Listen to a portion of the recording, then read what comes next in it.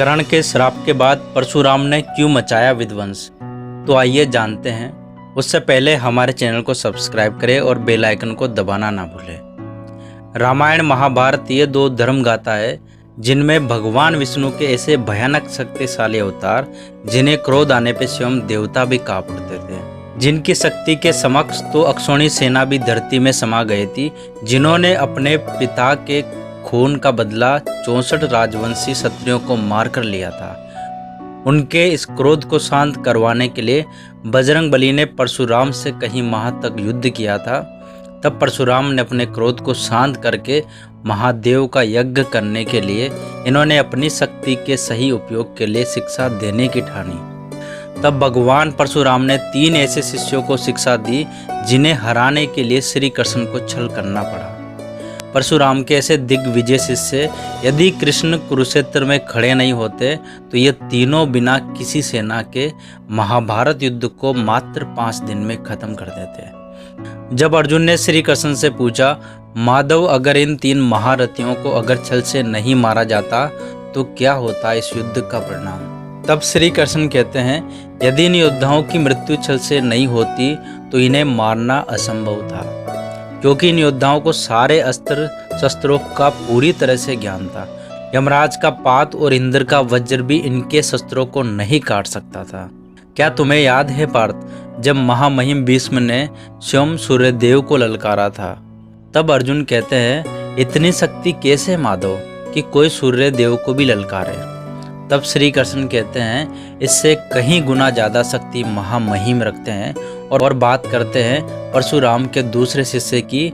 तब अर्जुन कहते हैं, वो कौन है माधव? तब श्री कृष्ण कहते हैं, गुरु द्रोण।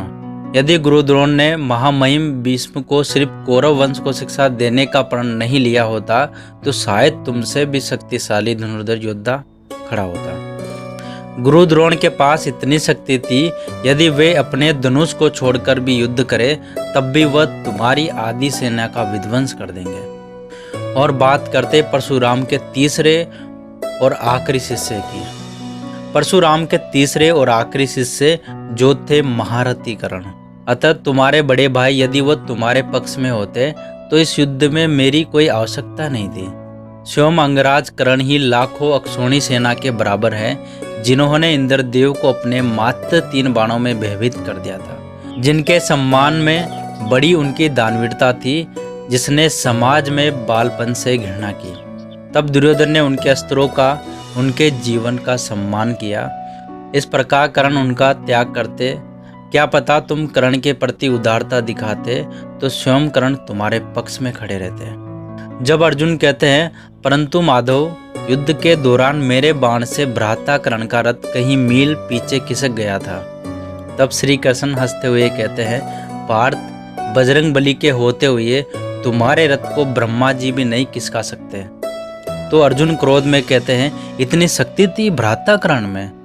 तब श्री कृष्ण कहते हैं, जिस जरासंध को मारने में भीम को इतना समय लग रहा था, यदि मैं भीम को जरासंध की कमजोरी नहीं बताता तो जरासंध अवश्य जीवित रहता। परंतु कर्ण एक ऐसा योद्धा था जिन्हें बिना किसी आवश्यकता के जरासंध को परास्त किया था और उन्हें ज्ञात था जरासंध की मृत्यु कैसे होगी, लेकिन कर्ण ने मित्रता के कारण जरासंध को जीवित छोड़ दिया था। क्या तुम जानते हो पार्थ, यदि कर्ण ना होते तो कितने मासूमों की जान जाती? तो अर्जुन कहते हैं, वो कैसे माधव? तब श्री कृष्ण कहते हैं, एक श्राप के कारण पार्थ। तो अर्जुन कहते हैं, कैसा श्राप माधव?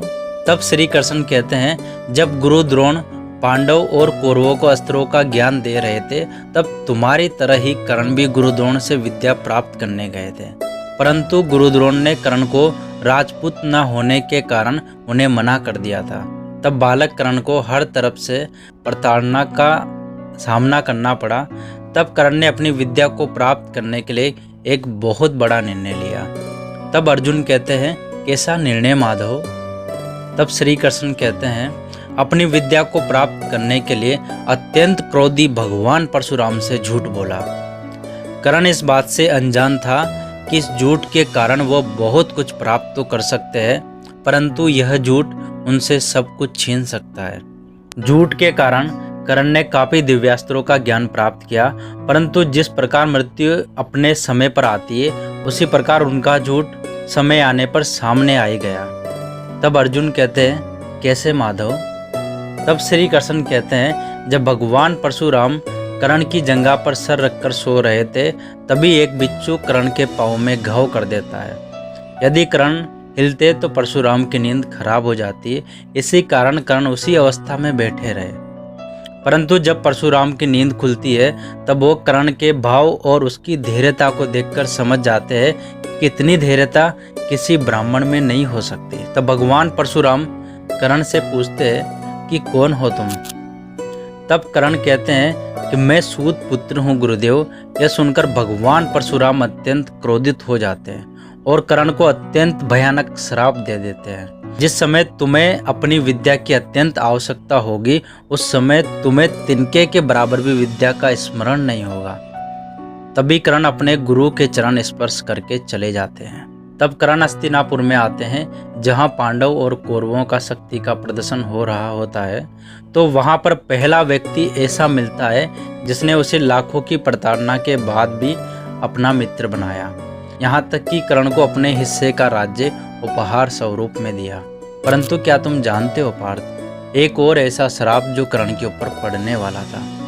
तब अर्जुन कहते हैं, कैसा श्राप माधव?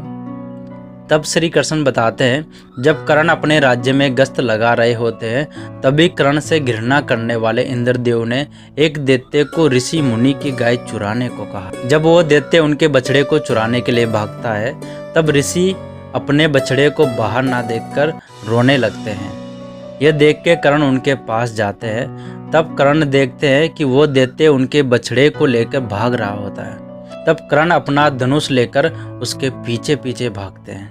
तब जैसे ही दैत्य उस बछड़े को मारने वाला होता है तभी कर्ण अपना बाण छोड़ते हैं। कर्ण का बाण दैत्य को लगने वाला ही होता है तो कर्ण का बाण आते देखकर वो दैत्य अदृश्य हो जाता है। अतः वह बाण उस गाय के बछड़े को लग जाता है और तभी वह ऋषि मुनि वह सब देख लेते हैं। अतः अपने गाय के बछड़े को मरता देख क्रोध में कर्ण को श्राप दे देते हैं कि जिस प्रकार मेरा बछड़ा असहाय होकर मरा है उसी प्रकार तुम्हारी भी मृत्यु आएगी। यह सुनकर कर्ण रोने लगते हैं। तभी यह बात परशुराम को पता चलती है तो वे अत्यंत क्रोध में कर्ण के पास आते हैं और कहते हैं कि मैं पूरी सृष्टि को मनुष्य विहीन कर दूंगा। किसने मेरे शिष्य को इतना भयानक श्राप दिया? तब कर्ण कहते हैं, रहने दीजिए गुरुदेव, मुझे श्राप की आदत पड़ गई है। ऐसा लगता है कि मेरा समस्त जीवन श्रापित है। आपने भी तो क्रोध में मुझे श्राप दिया था। तब भगवान परशुराम भी अपने क्रोध को त्याग कर कर्ण को गले से लगा लेते। ऐसे इफेक्ट देखने के लिए हमारे चैनल को सब्सक्राइब करें, वीडियो को लाइक करें और बेल आइकन को दबाना ना भूलें। और अगर आप अभी तक वीडियो को देख रहे हो तो वीडियो में कमेंट करके ज़रूर बताएं कि आपको वीडियो कैसा लगा। तो मिलते हैं ऐसे और एक इफेक्ट वाले वीडियो में। तब तक सब अपना ख्याल रखिएगा। Thank you so much.